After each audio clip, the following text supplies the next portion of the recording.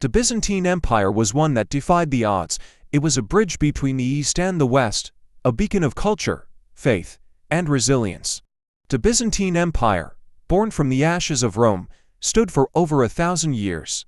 But how did it rise? How did it thrive? And ultimately, what led to its downfall? This is the story of the empire that refused to die, until it did. The year is 330 AD. The Roman Empire, once the most powerful civilization the world had ever known, is teetering on the edge of collapse. Corruption has spread through its leadership, civil strife divides its people, and invasions from every direction threaten its borders.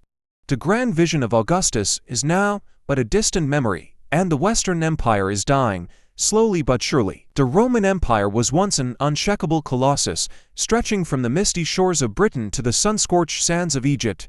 For centuries, it had been the unrivaled master of the known world. But by the 4th century AD, that dominance was slipping. Political corruption rotted its core, economic troubles strained its resources, and waves of barbarian invasions battered its borders. Civil wars erupted like unchecked wildfires, each new emperor clawing for power while the empire itself crumbled beneath their ambitions. Among this chaos emerged a man unlike any before him, and that man is Constantine. Born into the turbulent world of imperial politics, he was the son of the Roman Emperor Constantius Chlorus. But unlike his predecessors, Constantine was not content to rule over a decaying empire.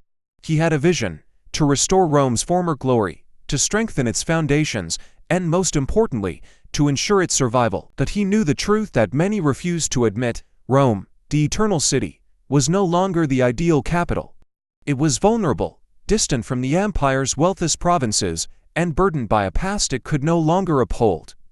The empire's future did not lie in the west, but in the east, where commerce flourished, where trade routes intersected, and where invaders would find it harder to strike. And so, in 324 AD, after securing his position as the undisputed ruler of Rome, Constantine made a bold decision. He would build a new capital, one that would stand as a beacon of power, a city fit for an empire reborn. He turned to Byzantium, an ancient Greek settlement perched on the edge of Europe and Asia, surrounded on three sides by water, and positioned at the crossroads of civilizations. It was the perfect location, defensible, wealthy, and strategically vital. With a determination that matched Rome's greatest builders, Constantine transformed the city. He expanded its walls, erected grand palaces, and filled its streets with forums, baths, and bustling markets. Pagan temples gave way to Christian churches, symbolizing the empire's shifting spiritual heart. By 330 AD, his vision was complete. The city was no longer Byzantium. It was Constantinople, Constantine's city, the new Rome. But Constantine's ambition did not stop at bricks and mortar. He understood that an empire was not just built on military strength but on faith and unity. Since the days of Nero, Christianity had been a religion of the persecuted, its followers hunted and executed. But Constantine saw something in it, an unbreakable resilience, a force that could bind his empire together. In 313 AD, he issued the Edict of Milan, granting Christians the right to worship freely.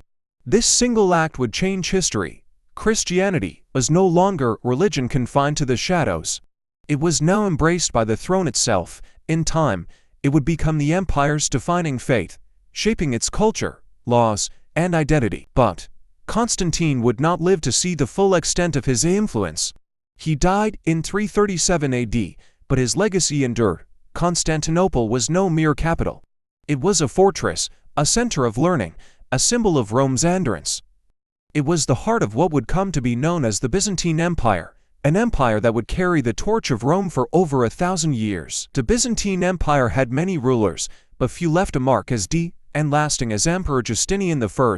He was not born into power, rather he was the nephew of an emperor, raised in the shadows of the palace, yet possessed a mind sharper than any blade. When he ascended the throne in 527 AD, he did so with one goal in mind: to restore the empire to its former glory. And by his side stood a woman as formidable as any emperor, his wife, Theodora. Justinian was a man of grand ambition. He dreamed of reclaiming the lost western provinces, of reviving the Roman Empire in its full majesty. His vision was not one of mere survival, but of dominance. To achieve this, he needed to do what no emperor before him had managed. He had to rebuild Rome itself. not in the west, but in the east. His first and most enduring legacy was law. The Roman legal system had grown unwieldy, a tangled mess of decrees, edicts, and outdated statutes. Justinian sought order. Under his command, a team of scholars compiled the Corpus Juris Civilis, or the Code of Justinian, a monumental legal reform that would shape European law for centuries. What had once been chaos was now structured, logical system, a foundation upon which modern legal principles would stand. But Justinian's ambitions stretched beyond law. He was a builder, a visionary who sought to transform Constantinople into the envy of the world. And at the heart of his vision rose a structure unlike any other, the Hagia Sophia. When riots nearly tore his empire apart in 532 AD, Justinian did not just suppress them, he took the opportunity to rebuild. The Hagia Sophia was his answer to destruction, a cathedral so vast, so inspiring, that it would stand as a testament to Byzantine power for generations. Its golden dome seemed to hang in the heavens, a marvel of engineering and faith. Yet Justinian's reign was not just one of laws and monuments, it was a reign of war. He sent his most brilliant general, Belisarius, to the west, determined to reclaim Rome, Carthage, and the lost territories of the Western Empire. Against all odds, his armies succeeded. Italy, North Africa, and parts of Spain once again fell under the Roman banner. For a moment, it seemed as if the empire was whole again. But glory came at a cost. The wars drained the treasury, the reconquered lands proved difficult to hold, and a devastating plague swept through the empire in the 540s, killing thousands, including, nearly, Justinian himself. Through it all, Theodora stood at Justinian's side. A former actress and the daughter of a bear trainer, she had risen from the depths of society to become empress. She was no mere consort, she was his equal. When the Nika riots threatened to overthrow the government, it was Theodora, who refused to flee, who inspired Justinian to stand his ground. Purple is a noble color for a funeral shroud, she declared, refusing to abandon her throne. With her words, Justinian crushed the rebellion, cementing his rule. Justinian and Theodora's reign was the high point of Byzantine ambition, a time when Rome was reborn, when Constantinople stood as the greatest city in the world. Nevertheless, empires do not remain unchallenged. Justinian's dream of a restored Rome had been costly, and the empire he left behind was vast but vulnerable. The Byzantine Empire, once the dominant force in the Mediterranean over the time, found itself beset by enemies on all sides.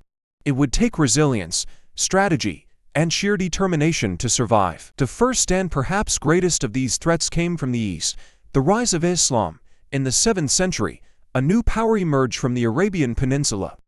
The Arab Caliphate, driven by faith and military prowess, swept across the Middle East, shattering the old Persian Empire and turning its gaze toward Byzantium. Syria, Palestine, and Egypt, which were once vital parts of the empire, fell to the advancing Arab armies.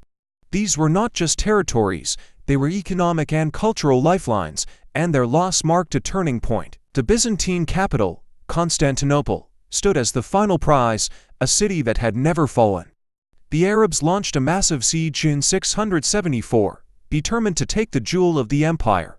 But the Byzantines had a secret weapon, the Greek fire, a mysterious and deadly incendiary weapon.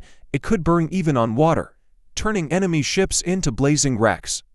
For years, the city held out, and in 678, the Arab forces were forced to retreat. Constantinople had survived, but the empire had shrunk dramatically. Even as the Arabs pressed from the south, another menace arose in the north, the Bulgars. A fierce and warlike people, they carved out a kingdom in the Balkans, pushing ever closer to Byzantine lands. By the late 7th century, they had forced the empire into an uneasy truce. Byzantium, once the master of the Mediterranean, was now fighting for its very existence. In the midst of these crises, a new emperor rose to power, Leo III, a man of cunning and determination.